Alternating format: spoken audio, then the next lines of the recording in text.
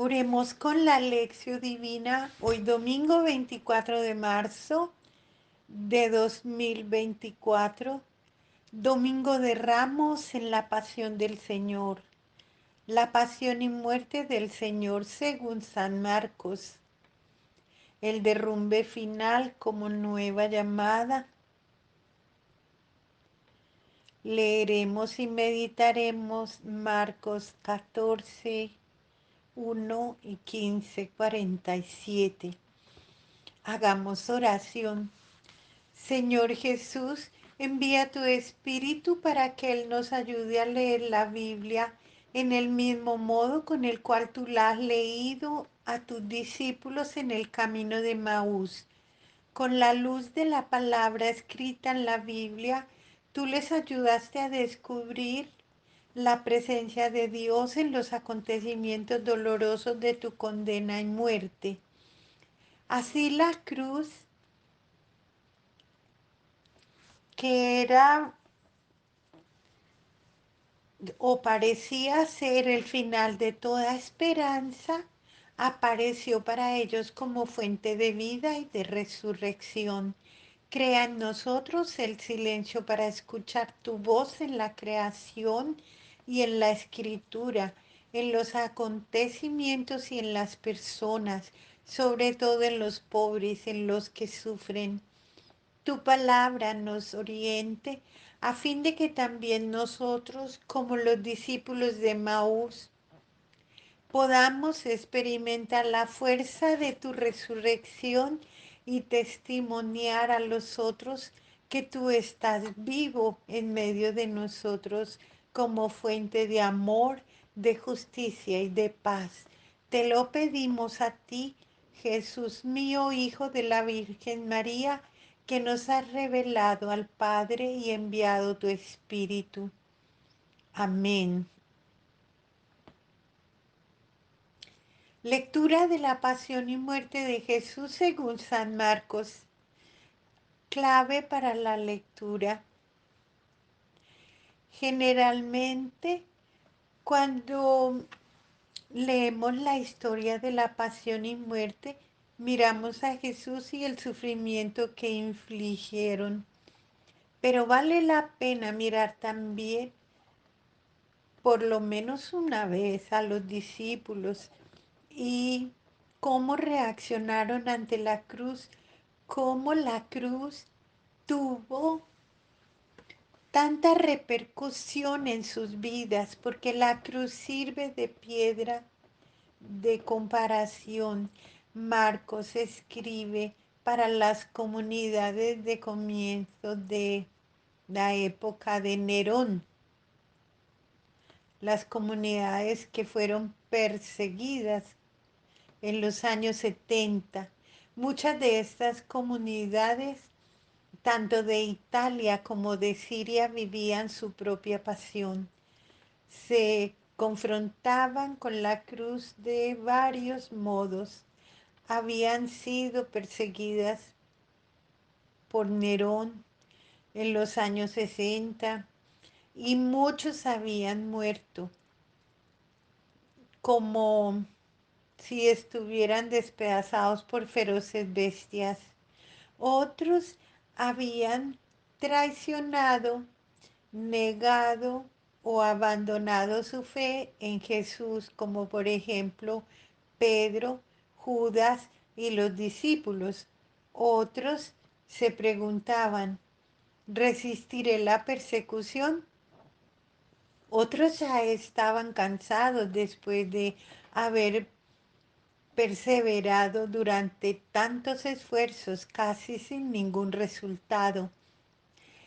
Entre los que habían abandonado la fe, algunos se preguntaban si fuese posible todavía volver a la comunidad. Querían volver a comenzar, recomenzar ese camino, pero no sabían si el regreso fuera posible o no. Una rama cortada no tiene raíces. Todos ellos tenían necesidad de motivaciones nuevas y fuertes para poder emprender de nuevo el camino. tenían necesidad de una experiencia renovada, el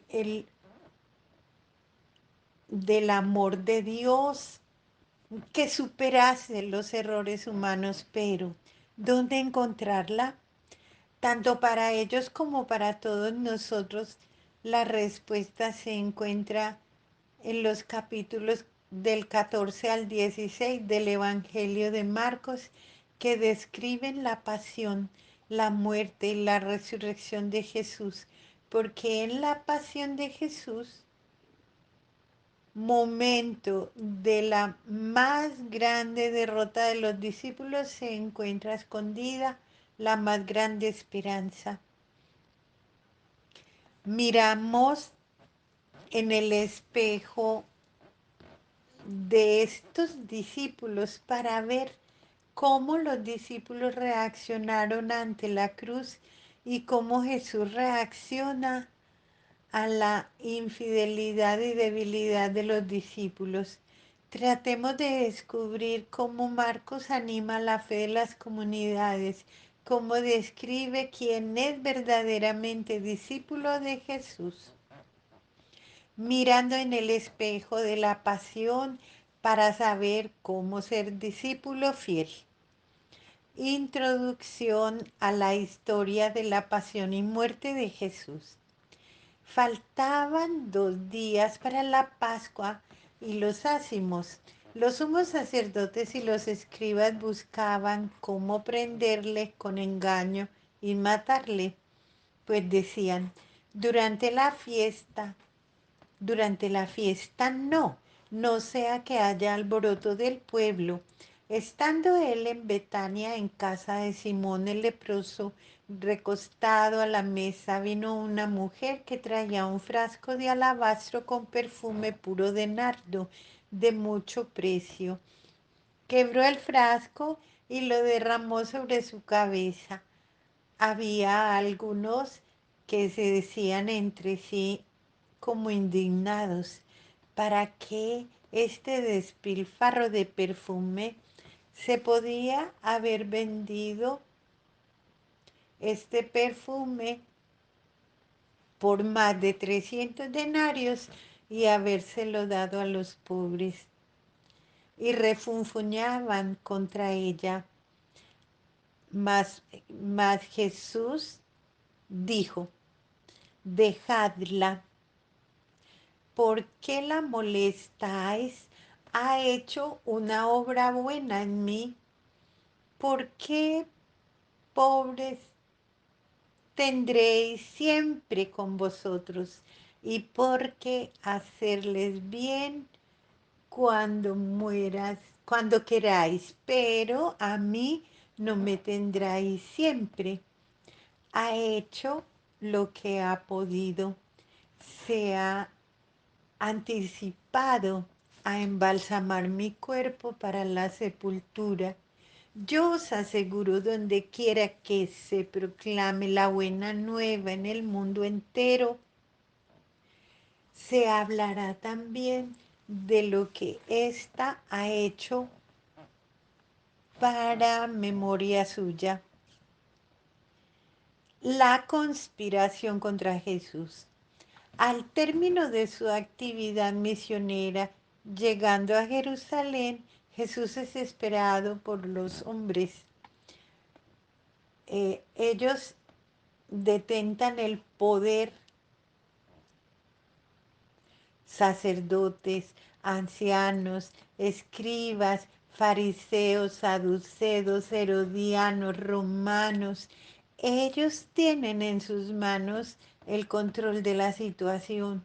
No permitirán que Jesús, un carpintero del interior de la Galilea, provoque desórdenes. La muerte de Jesús ya había sido decidida por ellos. Jesús era un hombre condenado. Ahora había sido decidida su vida. Se cumplirá lo que él mismo había anunciado a sus discípulos. El Hijo del Hombre será entregado y muerto. Este es el fondo de la historia de la pasión que sigue. La historia de la pasión indicará que el verdadero discípulo que debe cargar la cruz y caminar tras la huella de Jesús. Si la historia de la pasión pone el acento en el abandono, en el fallo de los discípulos, no es para desanimarnos, al contrario, más bien es para resaltar que la acogida y el amor de Jesús superan el abandono y el fallo de los discípulos. Una fiel discípula. Una mujer cuyo nombre no se da, unge a Jesús con un perfume muy caro. Los discípulos la critican por este gesto, piensan que es un derroche. Pero Jesús la defiende. ¿Por qué la molestáis? Ella ha cumplido conmigo una buena obra. Me ha ungido anticipadamente mi cuerpo para la sepultura. En aquel tiempo, para quien iba a morir en una cruz, no estaba prevista una sepultura, ni podía ser embalsamado. Sabiendo esto, la mujer se anticipa y unge el cuerpo de Jesús antes de la condena y de la crucifixión. Con este gesto indica que acepta a Jesús como Mesías siervo, que morirá en cruz. Jesús comprende el gesto de la mujer y lo aprueba. Antes Pedro había rechazado al Mesías crucificado. Esta mujer anónima es la discípula fiel, modelo para sus discípulos que no le han entendido nada, el modelo para todos en todo el mundo. Comportamiento de los discípulos ante la cruz.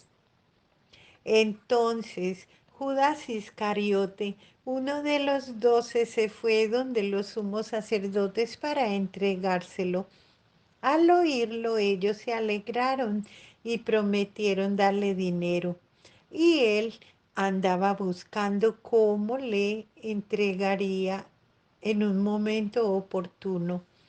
El primer día de los ácimos, cuando se sacrificaba el cordero de Pascua, le dicen sus discípulos: ¿dónde quieres que vayamos a hacer los preparativos para que comas el cordero de Pascua?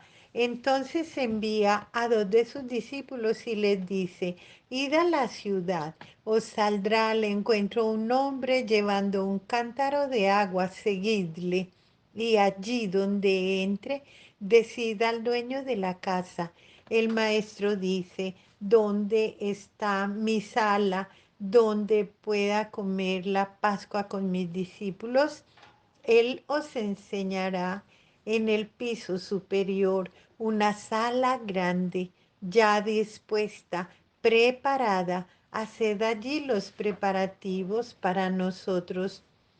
Los discípulos salieron, llegaron a la ciudad, lo encontraron tal como les había dicho y prepararon la Pascua. Y al atardecer llega él con los 12. Y mientras comían Jesús, recostados, Jesús dijo: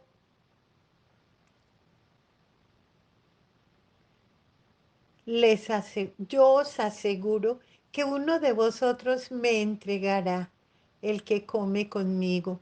Ellos empezaron a entristecerse y a decirle uno tras otro: ¿acaso soy yo? Él les dijo: uno de los 12 que moja conmigo en el mismo plato, porque el Hijo del Hombre se va, como está escrito de él. Pero ay de aquel por quien el Hijo del Hombre es entregado. Más valdría a ese hombre no haber nacido. Y mientras estaban comiendo, tomó pan, lo bendijo, lo partió y se lo dio y dijo, tomad, este es mi cuerpo.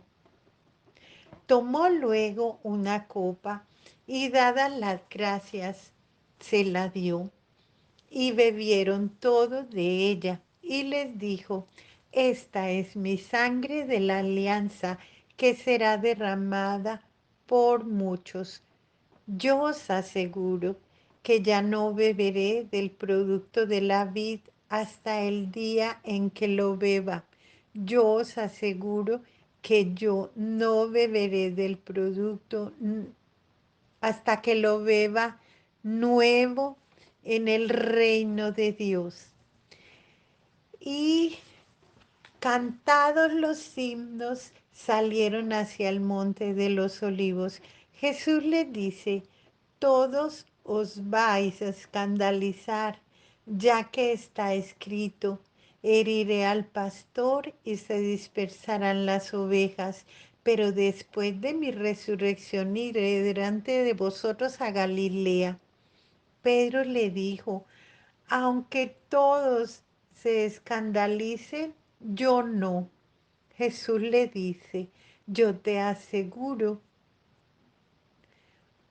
hoy, esta misma noche, antes que el gallo cante 2 veces, tú me habrás negado 3. Pero él insistía, aunque tenga que morir contigo, yo no te negaré. Lo mismo decían también todos.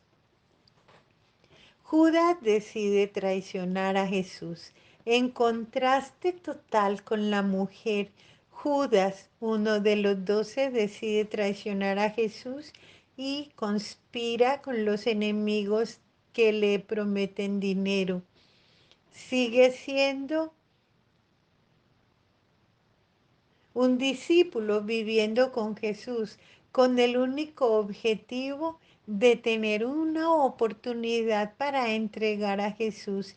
Y en la época en que Marcos escribía su evangelio, había discípulos que esperaban la ocasión propicia para abandonar la comunidad que los trata, que los mantenía con tanta persecución. O quién sabe, quizás esperaban conseguir cualquier ventaja entregando a sus compañeros. Y hoy pasa lo mismo. Preparación de la cena pascual. Jesús sabe que será entregado, pero a pesar de la traición por parte del amigo, en clima de cordialidad, de amor y fraternidad. La última cena pascual es la última cena pascual con los discípulos. Seguramente se había gastado mucho dinero para la sala, aquella grande sala en el piso alto con tapetes, porque era la noche de Pascua. La ciudad estaba llena de gente a causa de la fiesta. Era difícil encontrar y reservar un lugar.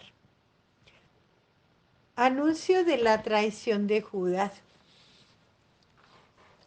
Estando reunidos por última vez, Jesús anuncia que uno de los discípulos lo traicionará. Uno de vosotros que come conmigo. Este modo de hablar de Marcos acentúa el contraste. Para los judíos, comer juntos, la comunión de la mesa era la máxima expresión de la intimidad y de la confianza. Así, entre líneas, Marcos nos manda el siguiente mensaje: la traición se cumplirá por manos de alguien muy amigo, pero el amor de Jesús es más grande que la traición. La Eucaristía, la celebración de la cena pascual. Durante la celebración, Jesús realiza un gesto, compartir distribuye el pan y el vino, expresión del don de sí. Invitó a sus amigos a tomar su cuerpo y su sangre.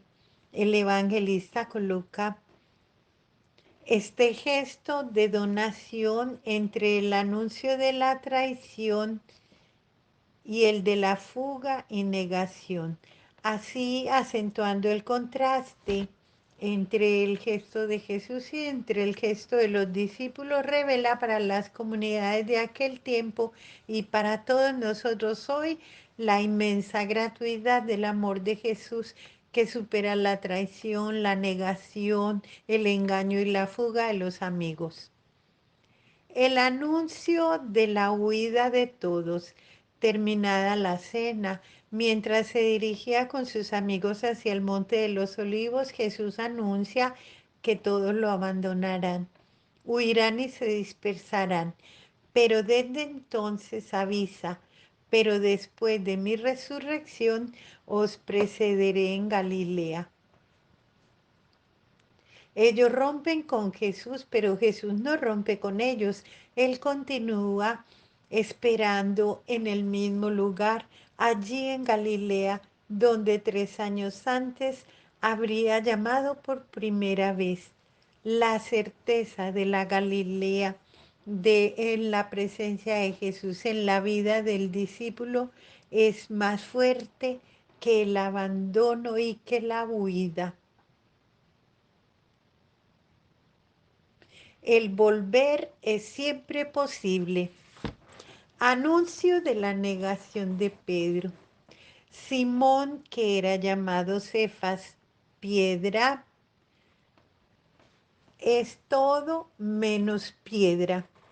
Ha sido ya piedra de escándalo, como vimos en Mateo 16:23, y Satanás para Jesús. Y ahora pretende ser el discípulo más fiel de todos, aunque todos se escandalicen, yo no. Pero Jesús avisa, Pedro, tú serás el primero en negarme antes de que cante el gallo. El comportamiento de los discípulos en el huerto de los olivos van a una propiedad cuyo nombre es Getsemaní y dice a sus discípulos, sentaos aquí mientras hago oración.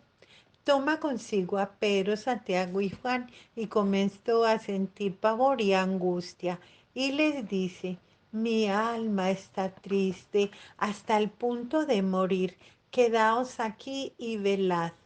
Y adelantándose un poco, cara en tierra y suplicante, a ser posible pasara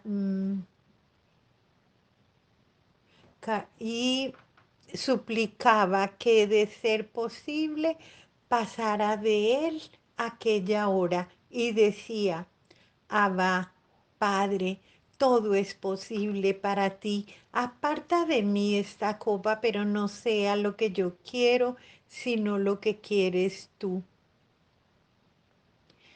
Viene entonces y los encuentra dormidos y le dice a Pedro, Simón, ¿duermes? ¿Ni una hora has podido velar? Velad y orad para que no caigáis en tentación, que el espíritu está pronto, pero la carne es débil. Y alejándose de nuevo, oró diciendo las mismas palabras. Volvió otra vez y los encontró dormidos, pues sus ojos estaban cargados. Ellos no sabían qué contestarle. Viene por tercera vez y les dice, ahora ya podéis dormir y descansar.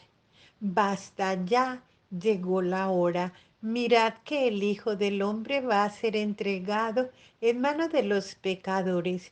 Levantaos, vámonos, mirad, el que me va a entregar está cerca. Todavía estaba hablando cuando de pronto se presenta Judas, uno de los 12. acompañado de un grupo que traía espadas y palos de parte de los sumos sacerdotes, de los escribas y de los ancianos. El que le iba a entregar había dado esta contraseña: aquel a quien yo dé un beso, ese es, prendedle y llevadle con cautela. Nada más llegar, se acerca a él y le dice: Rabí, y le dio un beso. Ellos le echaron mano y le prendieron. Uno de los presentes, sacando la espada, hirió al siervo del sumo sacerdote y le llevó la oreja. Y tomando la palabra, Jesús les dijo, como contra un salteador, habéis salido a prenderme con espadas y palos. Todos los días estaba junto a vosotros enseñando en el templo y no me detuviste, pero es para que se cumplan las escrituras. Y abandonándole huyeron todos. Un joven le seguía, cubierto solo de un lienzo, y le detienen, pero él, dejando el lienzo, se escapó desnudo. El comportamiento de los discípulos durante la agonía de Jesús. En el huerto, Jesús entra en agonía y pide a Pedro, Santiago y Juan que oren por él. Está triste, comienza a tener miedo y busca el apoyo de sus amigos, pero ellos duermen. No fueron capaces de vigilar una hora con él. Y esto hasta por 3 veces. De nuevo, contraste entre la conducta de Jesús y los discípulos. Los tres, es inmenso. Es aquí en el huerto, en la hora de Jesús, donde se desintegra el ánimo de los discípulos. No queda nada. La conducta de los discípulos durante el arresto de Jesús. Con el caer de la noche llegan los soldados guiados por Judas. El beso, señal de amistad y de amor, se torna señal de traición. Judas no tiene el valor de asumir su traición. Lo enmascara. Durante el arresto, Jesús permanece tranquilo, señor de la situación. Trata de leer el significado del suceso. Se cumplirá por tanto las escrituras, pero los discípulos todos abandonaron a Jesús y huyeron. No queda nadie. Jesús se queda solo. El proceso, diversas visiones del Mesías en conflicto. Llevaron a Jesús ante el sumo sacerdote y se reúnen todos los sumos sacerdotes, los ancianos y los escribas. También Pedro le siguió de lejos hasta dentro del palacio del sumo sacerdote y estaba sentado con los criados calentándose al fuego.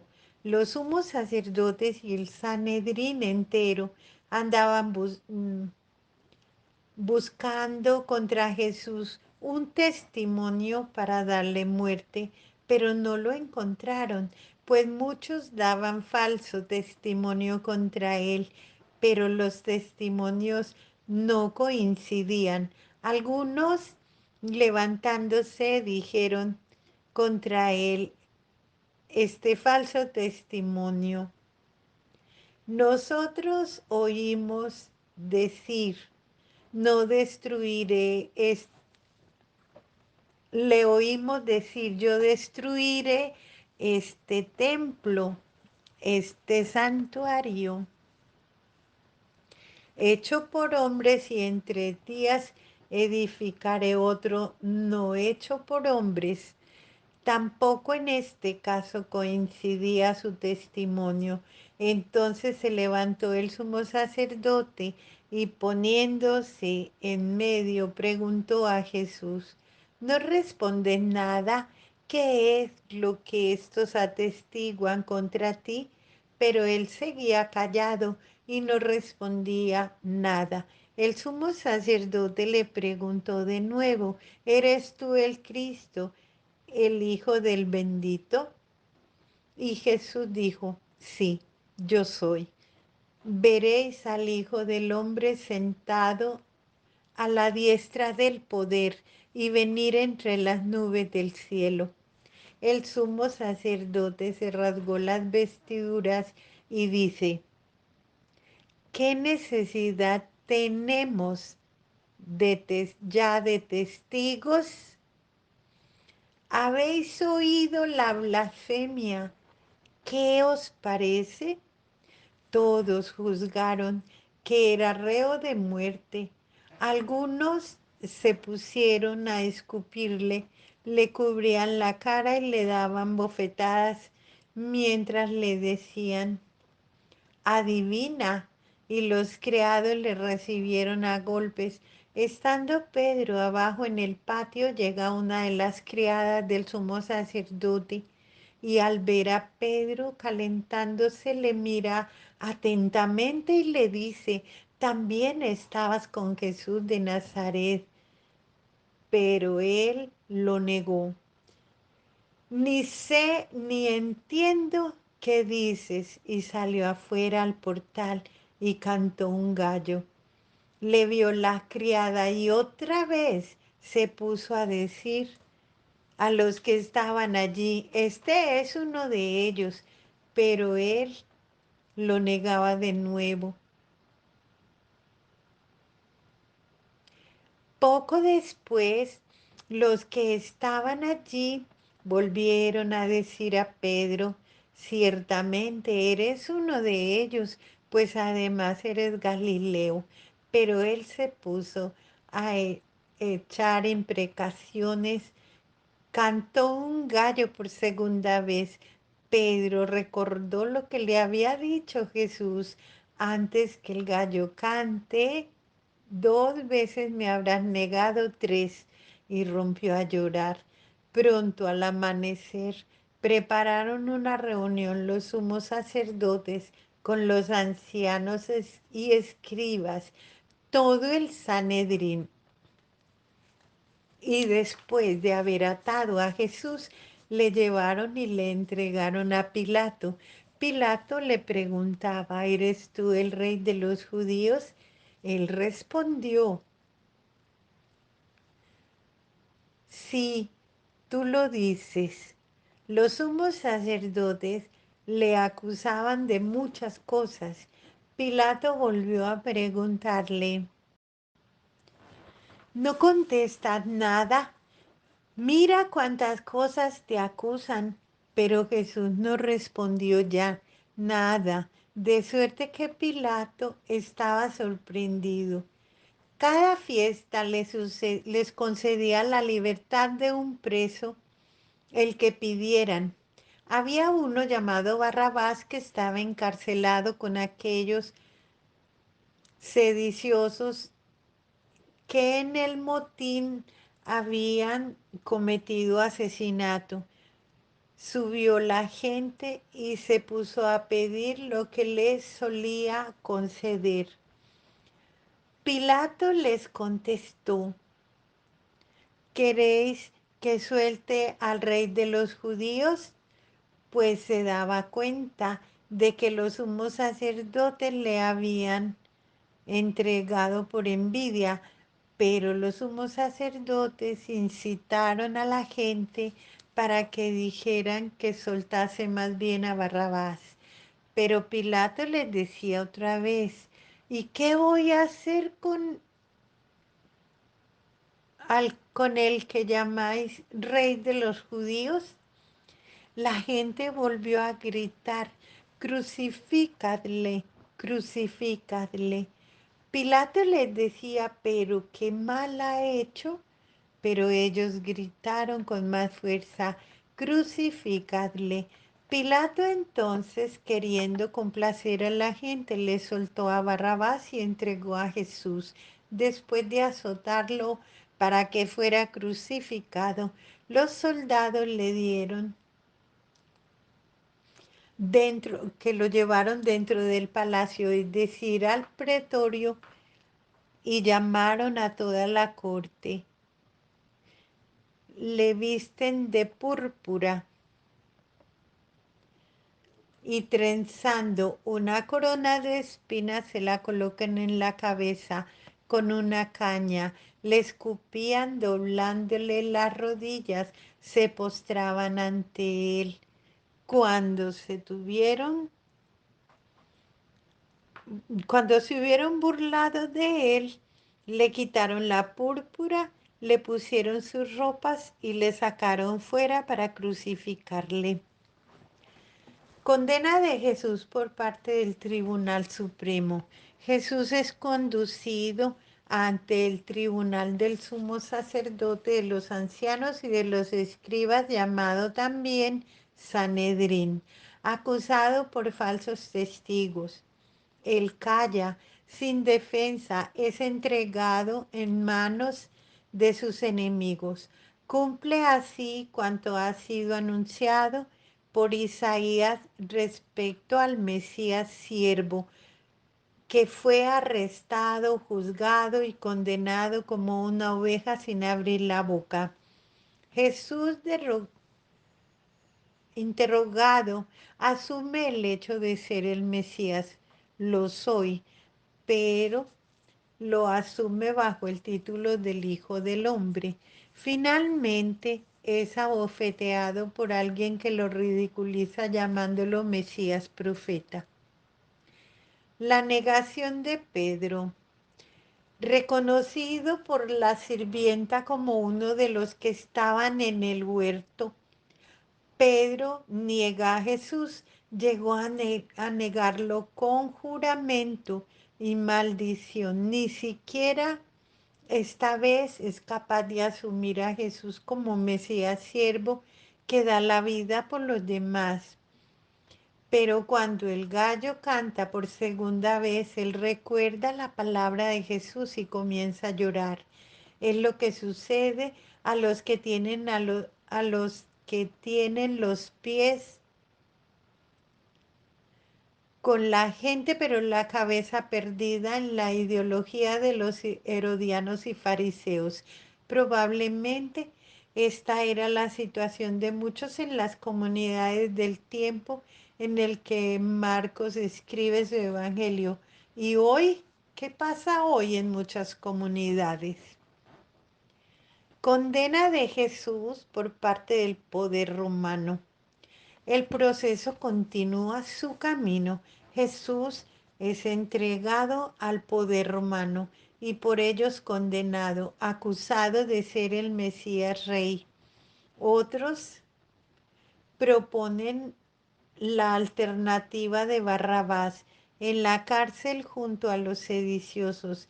Ellos ven en Jesús un Mesías guerrero, antirromano. Después de haberlo condenado, le escupen, pero él no abre la boca. Aquí de nuevo aparece el Mesías siervo anunciado por Isaías. Delante de la cruz de Jesús en el Calvario. Y obligaron a uno que estaba, a Simón de Cirene, que volvía del campo, el padre de Alejandro y de Rufo, a que llevara su cruz. Le conduce al lugar del Gólgota, que quiere decir Calvario. Le daban vino con mirra, pero no lo tomó. Le crucifican y se reparten sus vestidos, echando a suerte saber qué se llevaba cada uno. Era la hora tercia, cuando le crucificaron y estaba puesta la inscripción de la causa de su condena, el rey de los judíos. Con él crucificaron a dos asaltantes, uno a su izquierda y otro a su derecha. Y los que pasaban por allí le insultaban meneando la cabeza y diciendo, tú que destruyes el santuario y lo levantas en 3 días, sálvate a ti mismo bajando de la cruz. Igualmente los sumos sacerdotes se burlaban entre ellos junto con los escribas diciendo, a otros salvó y a sí mismo no puede salvarse. El Cristo, el Rey de Israel, que baje ahora de la cruz para que lo veamos y creamos. También le injuriaban los que con él estaban crucificados. Llegada la hora sexta, hubo oscuridad sobre toda la tierra hasta la hora nona. A la hora nona gritó Jesús con fuerte voz, Eloí, Eloí, ¿qué quiere de Eloí, Eloí, lema sabactani? ¿Qué quiere decir, Dios mío, porque me has abandonado? Al oír esto, algunos de los presentes decían, mira, llama a Elías. Entonces uno fue corriendo a empapar una esponja en vinagre y sujetándola en una caña, se la ofrecía para beber, diciendo, dejad, vamos a ver si viene Elías a descolgarte.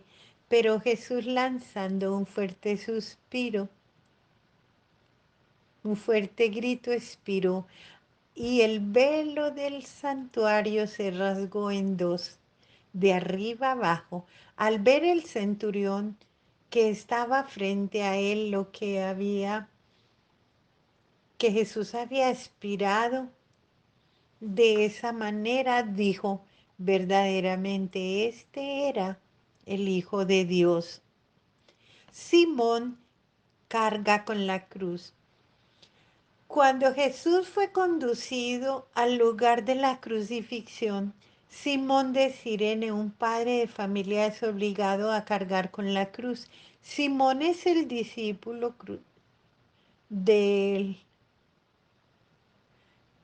Simón es el discípulo ideal que camina por la senda de Jesús.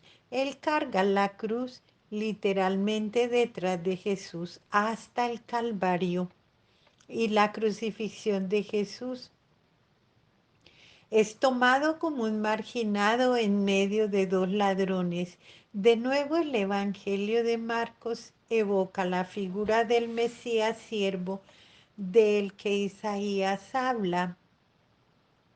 Había afirmado, se le dio sepultura junto a dos impíos. El crimen que se le imputa es rey de los judíos. Las autoridades religiosas ridiculizan e insultan a Jesús diciendo, baja de la cruz para que veamos y creamos. Soy como Pedro. Aceptaría a Jesús como Mesías si no colgase de la cruz. Como dice el canto, querían un gran rey que fuese fuerte, dominador, y por esto no han creído en él y mataron al Salvador.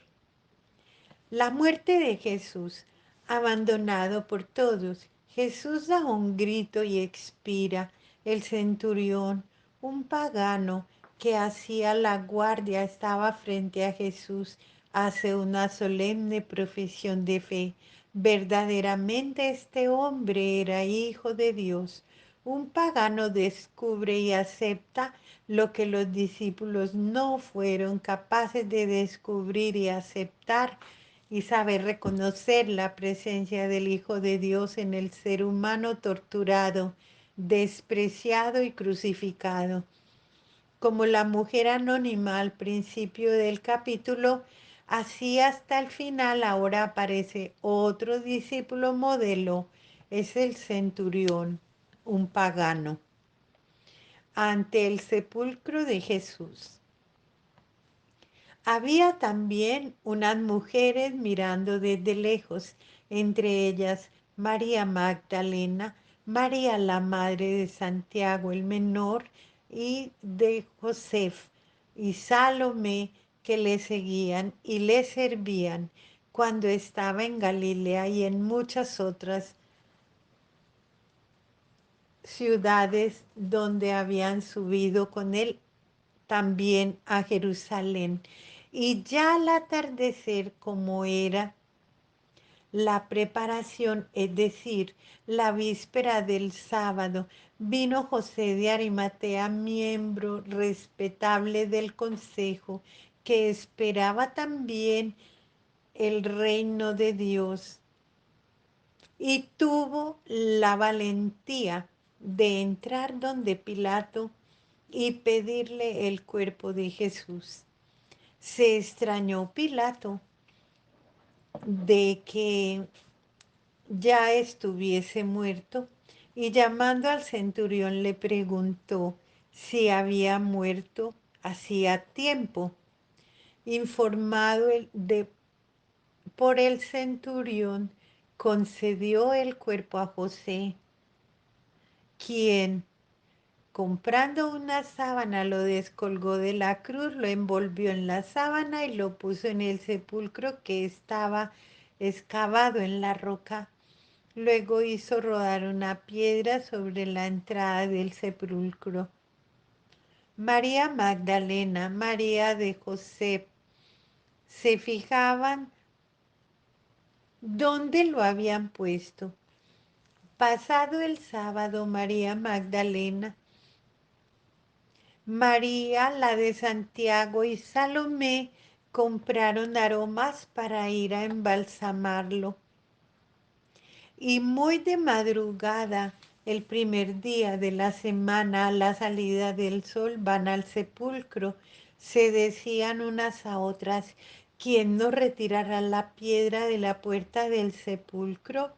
Y levantando los ojos ven que la piedra estaba ya retirada, y eso que era muy grande.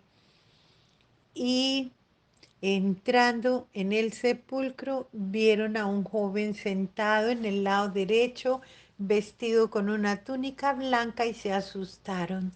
Pero él les dice, no os asustéis, buscad a Jesús de Nazaret, el crucificado ha resucitado, no está aquí. Ved al lugar donde le pusieron, pero id a decir a los discípulos de Pedro que irá delante de vosotros a Galilea.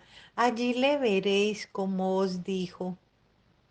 Ellas salieron huyendo del sepulcro, pues un gran temblor y espanto se había apoderado de ellas y no dijeron nada a nadie porque tenían miedo.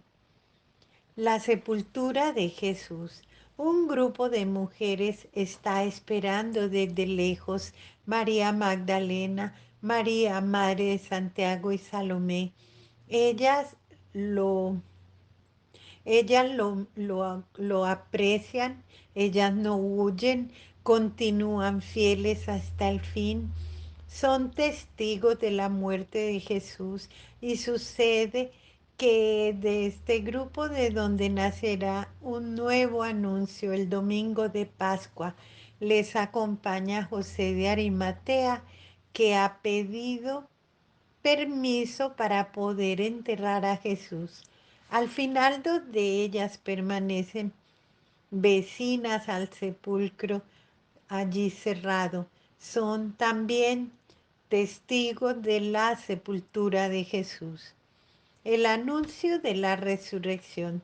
El primer día de la semana, muy de madrugada, las mismas tres mujeres van a embalsamar el cuerpo de Jesús, pero Jesús ha resucitado y les deja a ellas esta orden. Decid a sus discípulos y en especial a Pedro que os precederá en Galilea. Allá lo veréis como os ha dicho. En Galilea, sobre las orillas del lago, donde todo había comenzado, les recomendará de nuevo todo. Es Jesús quien invita. Él no desiste, ni siquiera ante el abandono de los discípulos.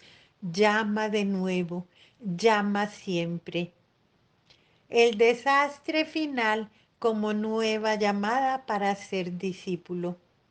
Esta es la historia de la pasión, muerte y resurrección de Jesús vista por parte de los discípulos. La frecuencia con que en ella se habla de la incomprensión y del fallo de los discípulos corresponde muy probablemente a un hecho histórico, pero el interés principal del evangelista no consiste en narrar lo que ha sucedido en el pasado, sino que quiere provocar una conversión en los cristianos de su tiempo y hace surgir en todos ellos y en todos nosotros también una nueva esperanza capaz de superar el desánimo y la muerte. Tres cosas sobresalen y vamos a considerarlas a fondo. El fallo de los elegidos. Estos 12, especialmente llamados y elegidos por Jesús y por él enviados a la misión, fallan. Falló completo. Fallo completo en Judas, que fue traidor, Pedro que lo niega, todos que huyen, ninguno se queda, dispersión total. Aparentemente no hay mucha diferencia entre ellos y las autoridades que decretan la muerte de Jesús. Como sucede con Pedro, también ellos quieren eliminar la cruz, la muerte de Jesús. Como sucede, quieren que el Mesías sea glorioso, Rey, Hijo de Dios bendito, pero hay una profunda y real diferencia. Los discípulos, a pesar de todos sus defectos y debilidades, no tienen malicia, no tienen mala voluntad, son un retrato casi fiel de todos nosotros que caminamos por el sendero de Jesús cayendo incesantemente, pero levantándonos siempre. La fidelidad de los elegidos. Como contrapunto del fallo de algunos, aparece la fuerza de la fe de otros, de aquellos que no formaban parte de los 12 elegidos.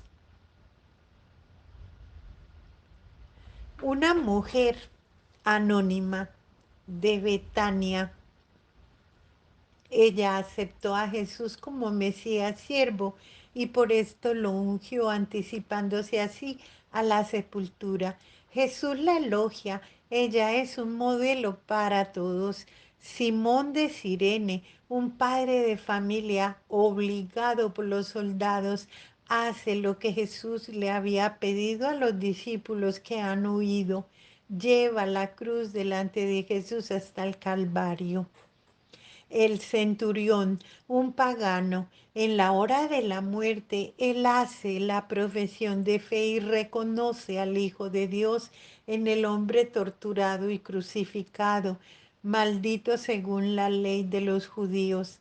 María Magdalena, María la madre de Santiago y Salomé, y muchas otras mujeres que habían subido con él a Jerusalén.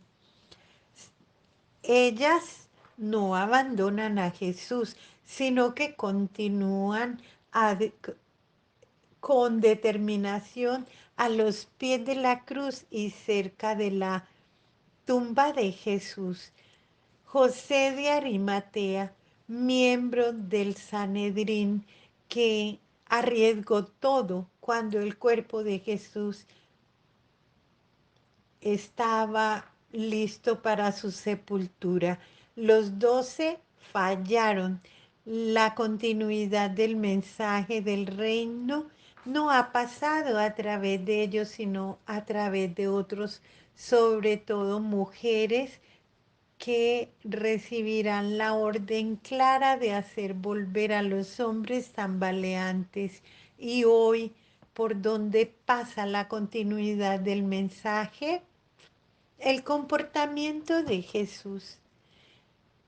El modo con el que el Evangelio de Marcos presenta el comportamiento de Jesús durante la narración de la pasión es para dar esperanza hasta el discípulo más desanimado y miedoso, porque por grande que haya sido la traición y el abandono de los 12, el amor de Jesús ha sido siempre más grande.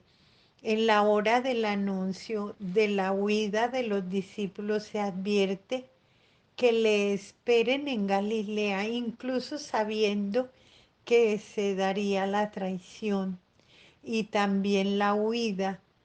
Todo se cumple y también se cumple el gesto de la Eucaristía. Y en la mañana de Pascua, el ángel a través de las mujeres envía un mensaje a Pedro que lo negó y a todos los que huyeron. Deben encontrarse en Galilea, allí donde todo había comenzado. Allí va a recomenzar todo de nuevo. El fallo de los 12 no provoca una rotura de la alianza sellada y confirmada en la sangre de Jesús. El modelo del discípulo: seguir, servir, subir. Marcos pone de relieve la presencia de las mujeres que siguen y sirven a Jesús desde el tiempo en que se hallaba en Galilea y que habían subido con él a Jerusalén. Marcos usa 3 palabras para definir la relación de las mujeres con Jesús: seguir, servir, subir.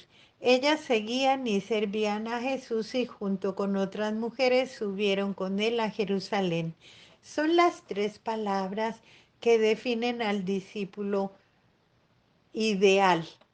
Son el modelo para los otros discípulos que habían huido. Seguir describe la llamada de Jesús y la decisión de seguirlo. Esta decisión supone dejarlo todo y correr el riesgo de ser matados también.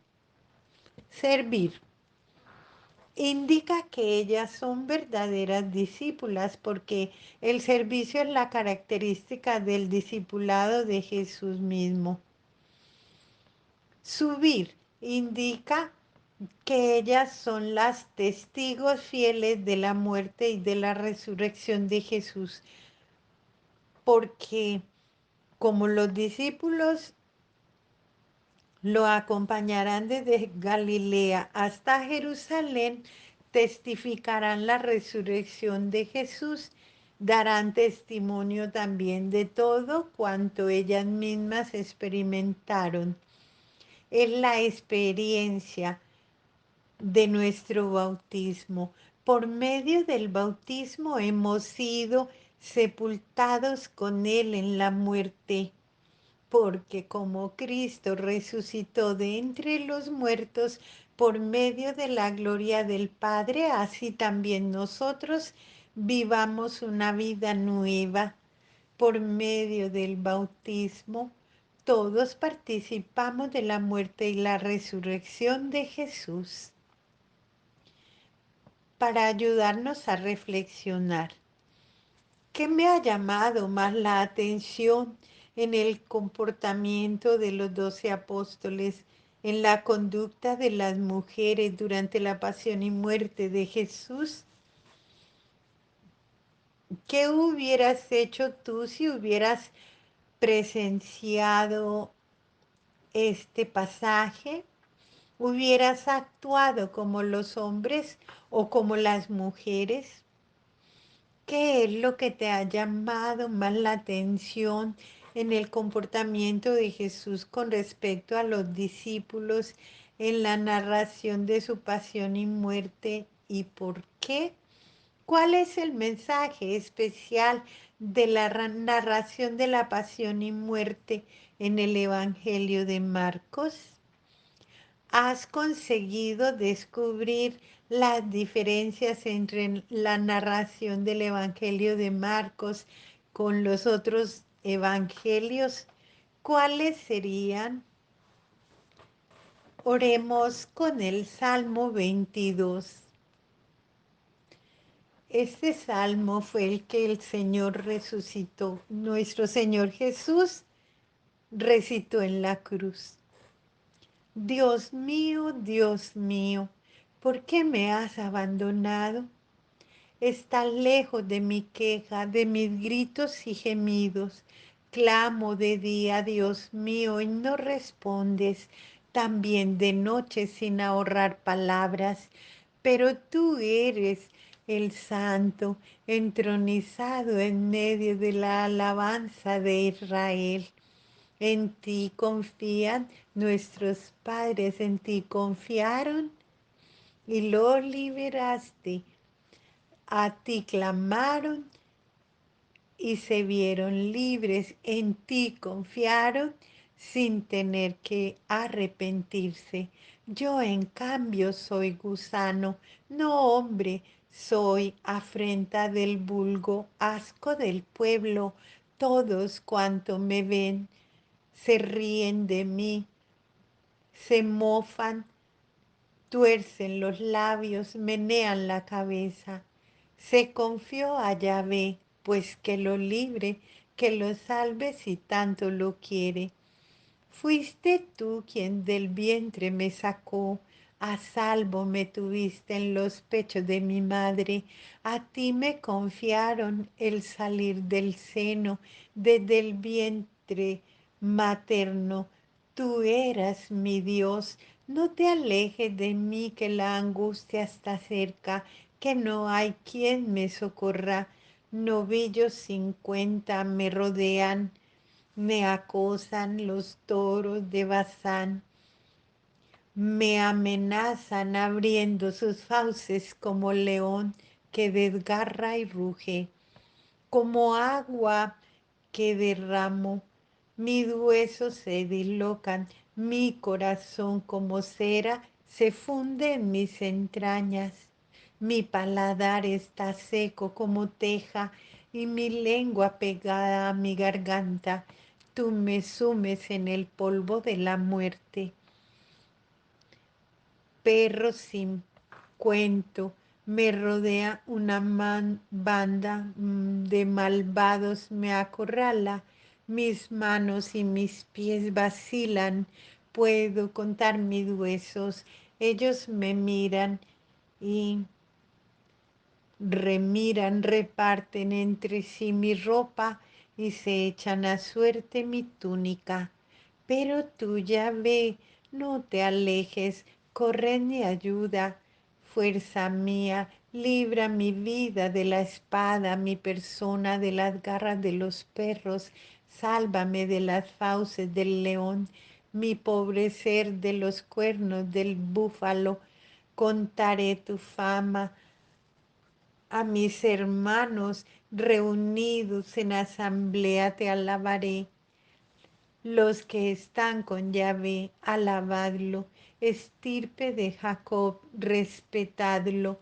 Temedlo, estirpe de Israel, que no desprecia ni da asco la desgracia del desgraciado y no le oculta su rostro, le escucha cuando lo invoca. Tú escuchas tú inspiras mi alabanza en plena asamblea, Cumpliré mis votos ante tus fieles, los pobres comerán. Hartos quedarán los que buscan a Yahvé, lo alabarán. Viva por siempre vuestro corazón. Se acordarán, volverán a Yahvé todos los confines de la tierra. Se postrarán en tu presencia todas las familias de los pueblos, porque de Yahvé es el reino. Quien gobierna a los pueblos es Él.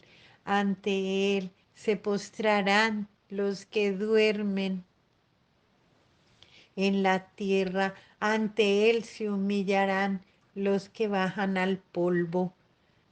Y para aquel que no viva, su descendencia le servirá, hablará del Señor a la edad venidera, contará su justicia al pueblo por nacer. Así actuó el Señor. Oración final. Señor Jesús, te damos gracias por tu palabra, porque nos has hecho ver mejor la voluntad del Padre. Haz que tu Espíritu ilumine nuestras acciones y nos comunique la fuerza para seguir lo que tu palabra nos ha hecho ver. Haz que nosotros, como María tu Madre, podamos no solo escuchar, sino también poner en práctica la palabra. Tú que vives y reinas con el Padre en la unidad del Espíritu Santo por todos los siglos de los siglos. Amén.